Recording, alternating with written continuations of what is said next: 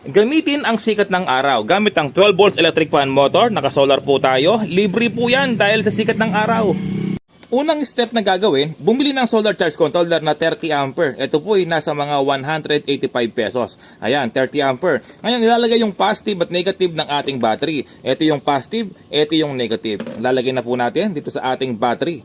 Kahit na motorcycle battery ay pwede mong gamitin yan. Battery sa sasakyan, mas maganda, mas malaki, mas matagal malobat. Kapag nalagay mo na, lalabas na yung volts indicator. 13.4 volts ang laman ng battery. Isunod na ilalagay mo naman yung solar panel. Ito yung ating solar panel na 40 watts. Kung bibili ka, mas maganda yung 100 watts. Or mas maganda yung mas malaking wattage tulad ng mga 200 watts. Na pwede naman po kasi sa ating 30 ampere na solar charge controller. Ilalagay mo dito sa positive, negative. Ang pinapakita ko po ay walang circuit breaker. Pero maglagay po kayo ng circuit breaker na paggagamitan. 20 ampere po ay okay na. DC. Okay, meron naman po tayong video sa paglagay ng circuit breaker. Wala naman pong kahirap-hirap.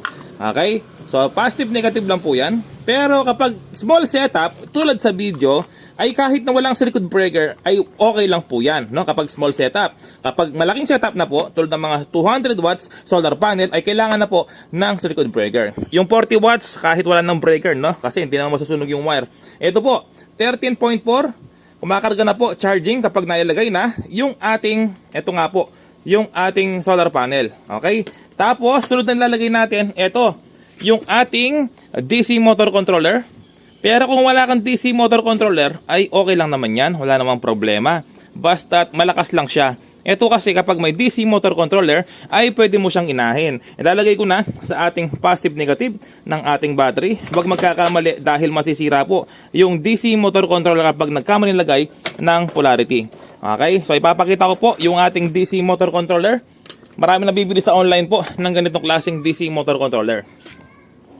Ito po, kung makikita sa ilalim, yung kanyang diagram. Ito yung power niya, negative. Ito yung power, positive. Yan po yung sa 12 volts battery. 12 volts, positive at negative. Ito naman po yung sa motor ng DC motor fan. Ito nga po siya. Okay, ito po yung 175 pesos. Tapos, dito po ilalagay yung positive na motor at negative. Paano mo nalaman? Kapag ang ikot ay baliktad, ilipat lang po sa kabila yung ating supply ng motor na 12 volts. Okay? Basta tama yung polarity ng 12 volts input ay walang problema. Ito yung output sa motor natin. Nakalagay na po sa positive, negative at yung ating electric fan na kinomvert ng 12 volts. Okay, buksan na po natin. Ayan, gumagana na.